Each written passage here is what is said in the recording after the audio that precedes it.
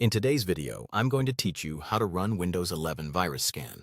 If you want to check your Windows 11 computer for viruses, malware, or other security threats, this process is very simple and built right into the system.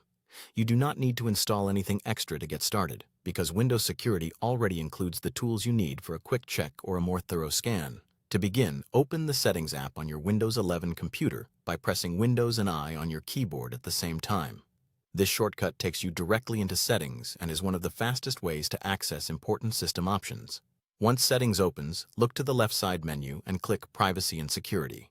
This section contains many of the security-related controls for your device, including the area where Windows Security is managed. After that, select Windows Security. When you open it, you'll see different protection categories designed to help keep your computer safe.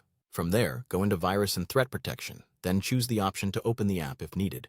This will launch the main Windows Security interface, where you can run and manage scans.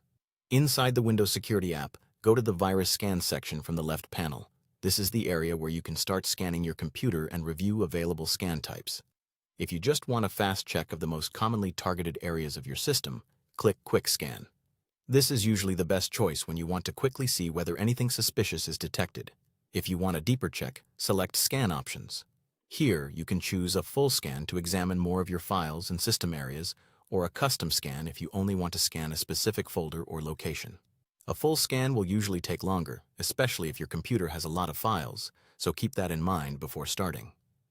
Once you choose the scan you want, let it run until it finishes. Try not to interrupt the process, especially during a full scan, since stopping early may prevent Windows from completing a proper check. When the scan is done, review the results carefully and follow any recommended actions shown on the screen. If Windows Security finds a threat, it will usually suggest what to do next, such as removing, quarantining, or managing the item safely. And that's how to run a virus scan on Windows 11. It's a good habit to check your system regularly, especially if your computer has been acting unusually or after downloading files from the internet.